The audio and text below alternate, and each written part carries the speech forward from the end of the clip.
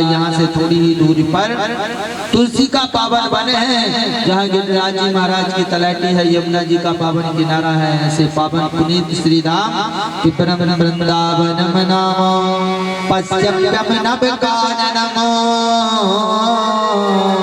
बोले पावन श्री धाम वृंदावन में हम जा करके निवास करेंगे।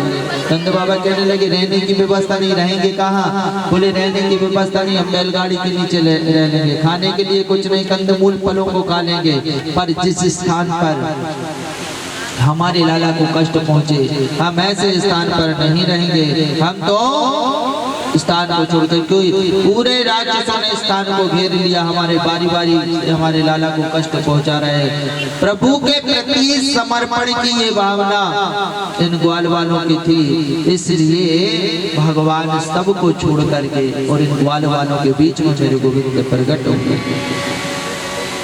क्योंकि भक्तों ने कहा कि भगवान आपने त्रेता युग में तो राम के रूप में अवतार लिया, लेकिन कहाँ अवतार लिया आपने? तो राजा महाराजाओं के लिए अवतार लिया, आपने गरीबों का तो सोचा ही नहीं। भगवान ऐसी जगह अवतार लेने के लिए गए जहाँ कोई जा ही नहीं सकता। कहाँ? बोले जेल में गए भगवान अवतार लेने के लिए, और जेल में अवतार लेने के बाद वह इनका पालन पोषण कहाँ? बोले ग्वाल वालों के यहाँ हो रहा है। यानी ग्वाल वालों का भगवान कृष्ण के प्रति समर्पण इतना था कि सब सुविधाओं को, धन दौलत सब कुछ त्याग करके और कृष्ण को जहाँ सुख मिले ऐसा कार्य करना है, ऐसे स्थान को जाना है। सब ग्वाल वालों को साथ में लेकर के नंद बाबा पहुंचे वृंदावन में रहने लगे। एक दिन की बात है, मैया यशोदा रसोई घर में 56 प्रकार के भोजन बना रही थी, और 56 प्रकार के भोजन बना रही थी। तो उसी समय कन्हैया उठ करके आए और रसोई घर में पहुंचे, मैया से कहने लगे, मैया ये इतने सुंदर सुंदर तू भोजन बना रही है, क्या कल कोई उत्सव होने वाला है?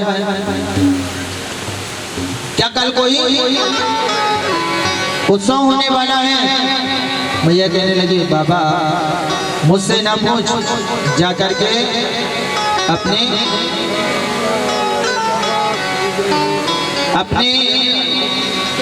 बाबा से जाकर के पूछ।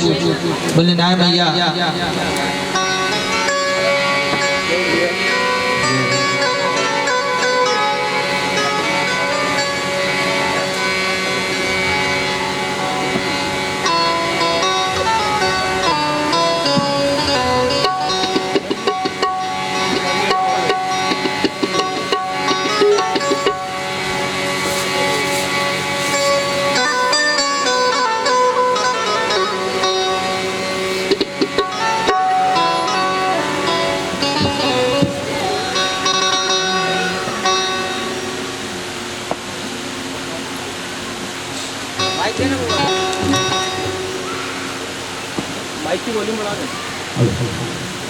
हमारे बीच में अभी श्री शैलेंद्र कृष्ण शास्त्री जी महाराज, हम सबके लाडले प्यारे और हम सबको मार्गदर्शन देने वाले हमारे प्यारे संत श्री बाल संत श्री शैलेंद्र शास्त्री जी महाराज आज हमारे बीच में हैं। ये बहुत ही पावन अवसर है और हम सबका सौभाग्य है कि एक बार फिर अवधपुरी जो है वो हमारे शैलेंद्र शास्त्री जी महाराज के पदार्पण से पवित्र तो जोरदार तालियों से स्वागत करें। Thank you.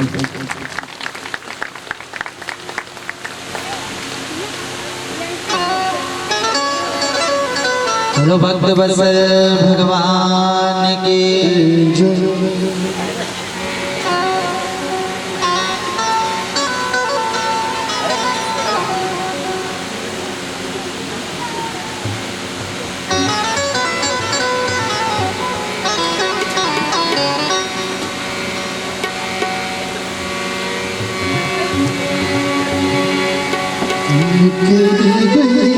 ब्रज में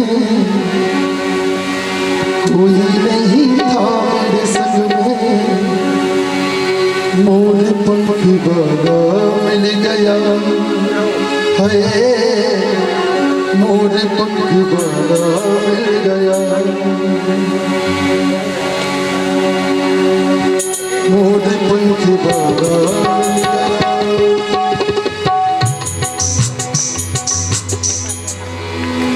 मोरे पंख बोला मिल गया।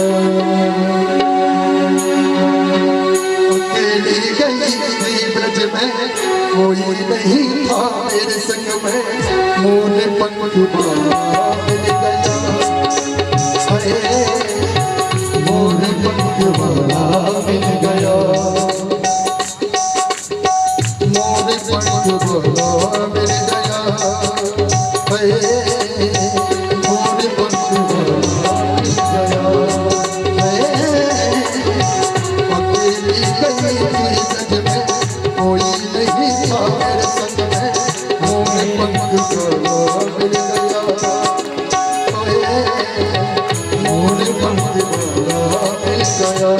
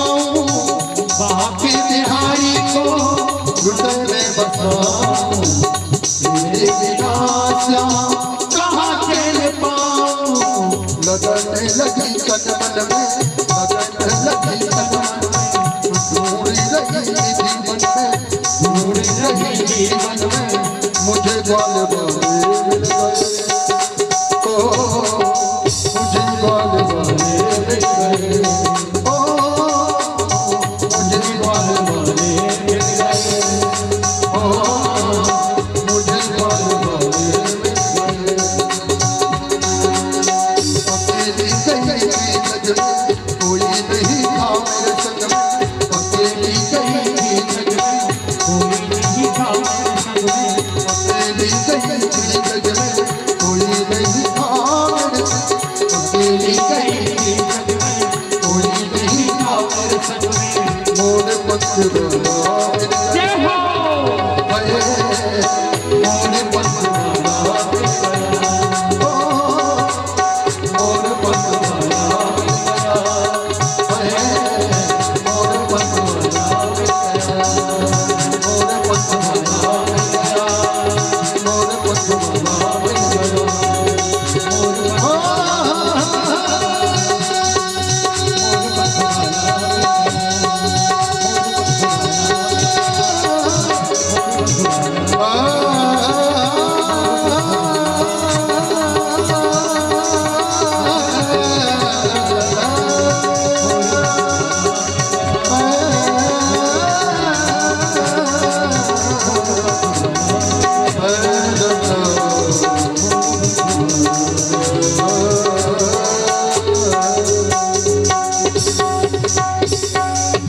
बोलो वृंदावन बिहारी लाल की महाराज।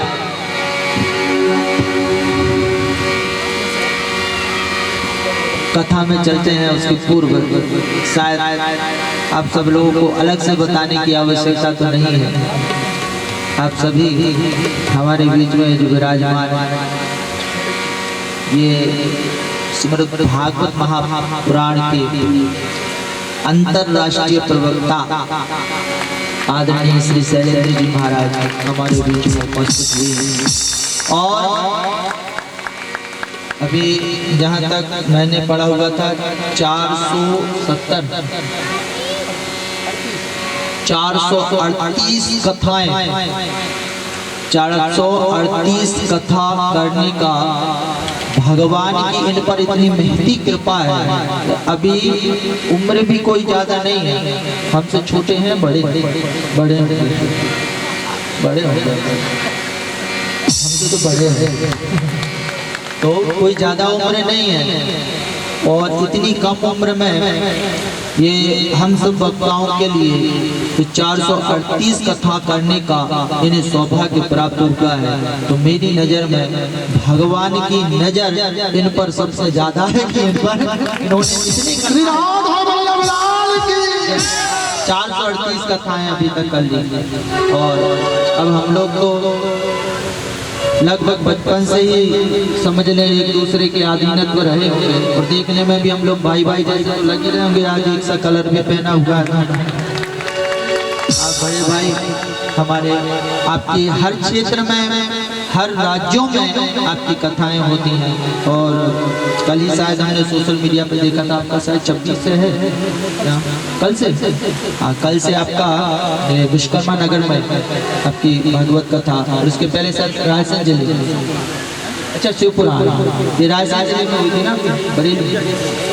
हाँ तो लगभग आपकी कथाएं होती रहती। अभी परसों से कल से ही आपकी कथा विश्वकर्मा नगर में आरंभ होने जा रही है। लेकिन सौभाग्य देखिए आप इतने वर्षों से हम जुड़े हुए हैं और इतने वर्षों से जुड़ने के बाद भी हर क्षेत्र में लगभग जैसे रायसेन जिले में भी यदि कथा हो रही है तो ज्यादा से ज्यादा 10 या 20 किलोमीटर का ही अंतर रहता था कई बार कि हमारी यहाँ चल रही तो आपकी वहाँ चल रही, वहाँ आपकी चल रही तो यहाँ 10 या 20 किलोमीटर का ही अंतर रहता।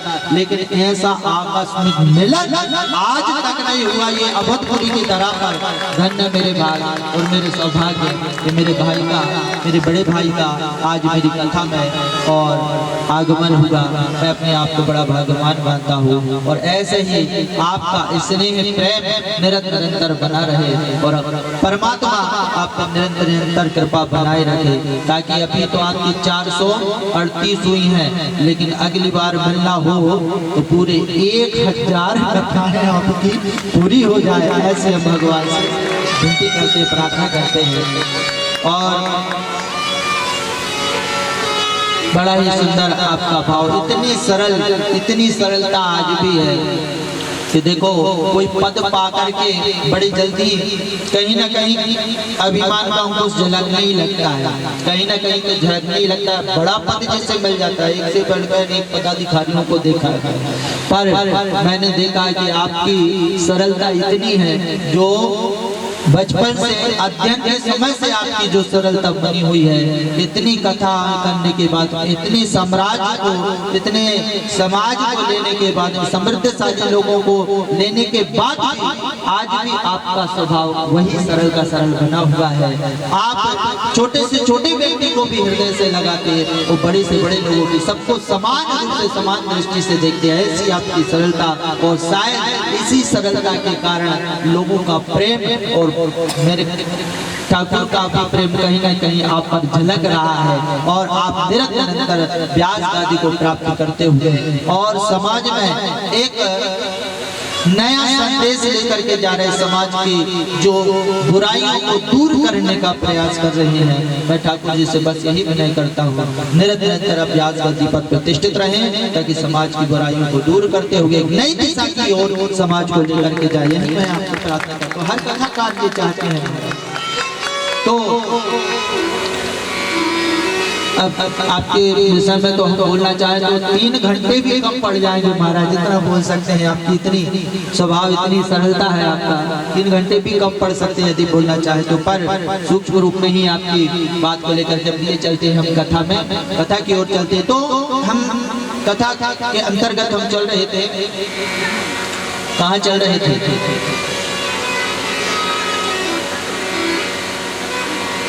सोता है से भूल जाते थे। अच्छा हाँ, हमको तो याद था, बस देखना चाहते थे आप लोगों को याद है कि नहीं। तो महाराज मैया यशोदा ने 56 प्रकार के भोजन बनाए हैं। 7 वर्ष के हो गए मेरे कन्हैया, तो 7 वर्ष के बालक में जितनी बुद्धि रहती है, उसी बुद्धिमत्ता के साथ में मेरे गोविंद भी बात कर रहे हैं। मैया के पास में पहुंचे, मैया 56 प्रकार के भोजन बना रही है, क्या कल कोई उत्सव होने वाला है? मैया कहने लगी, कन्हैया अभी मुझसे ना पूछ, जाकर के अपने बाबा से पूछ। बोले ठीक है मैया, मैं बाबा से तो पूछ लूंगा, पर थोड़ा बहुत तो मुझे बता, क्या कल कोई उत्सव होने वाला है? कहीं ऐसा तो नहीं हमारे बलदाऊ भैया बड़े हो गए हैं, उनकी कोई कल सगाई होने वाली हो? मैया बस एक ही बात कहती है, लाला मुझसे ना पूछ, जाकर के अपने बाबा से जाकर के पूछ। कहने ठीक है मैया, मैं बाबा से ही जाकर के पूछ लूंगा। पर एक बात कहूँ मैया, या जो तूने पकौड़ी बनाई है, या पकौड़ी में से एक पकौड़ी मैं ले लूं मैया? जैसे कन्हैया हाथ आगे बढ़ाने लगे, मैया ने फटकार लगा करके दूर भगाया। नहीं लाला, दूर दूर दूर दूर दूर। कन्हैया दूर जाकर के खड़े हो गए। लाला यह जो पकौड़ी है, सबसे पहले जय जय को भोग लगाएंगे, इसके बाद में हम प्रसाद के रूप में पाएंगे लाला। कन्हैया ने मन में विचार किया, सबसे बड़े जय जय तो हम हैं, ये हमसे बड़ा जय जय कौन हो गया? मैं कुछ नहीं जानता मैया, मैं तो एक पकौड़ी लेकर के ही जाऊंगा। जैसे ही हाथ आगे बढ़ाने लगे, मैया ने फिर फटकार लगाया। रोते हुए कन्हैया पहुंच गए बाबा के पास में, और नंद बाबा जहां ग्वाल वालों के साथ में तिल, जवा, चावल इत्यादि को मिश्रित करके और हवन सामग्री तैयार कर रहे थे। महाराज कन्हैया को रोता हुआ देखा, नंद बाबा ने गोद में ले लिया। कहा भाई लाला क्यों रो रहे हो? कन्हैया कहने लगे, बाबा मैया ने मुझको पकौड़ी देने से मना कर दिया, कहती है पहले जय जय को भोग लगेगा। बाबा ये जय जय कौन है? तो नंद बाबा कहते हैं, लाला यह जय जय कोई और नहीं, परिजनो भगवान इंद्रो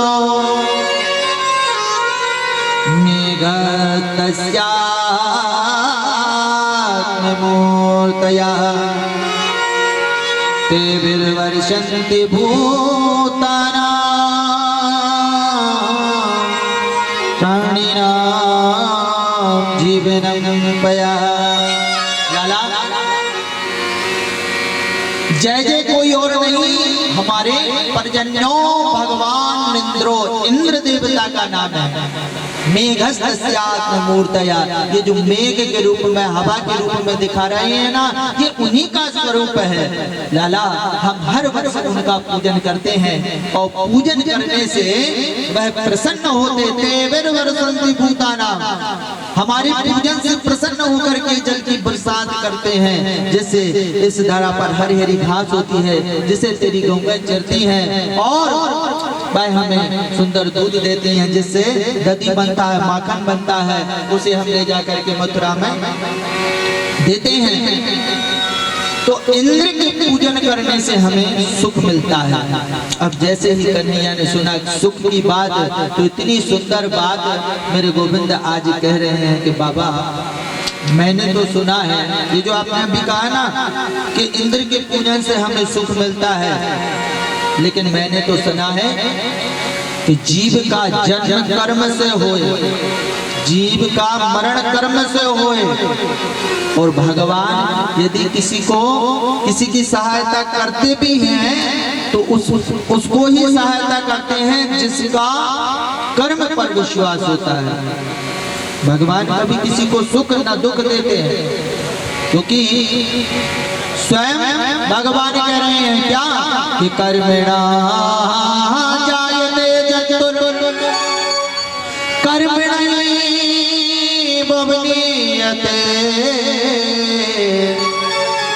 सुखम दुःखम भयं क्षेमं कर्मणा विपद्यते।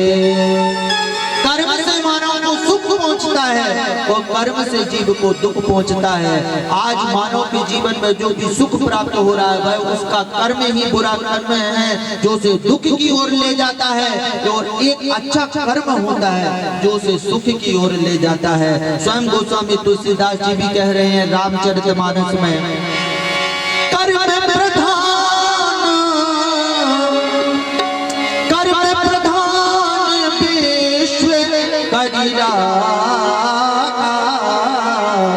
जो जस करे सो तस फल पाए, जो जस करे सो तस फल पाए। कर्म प्रधान कर्म प्रधान कर्म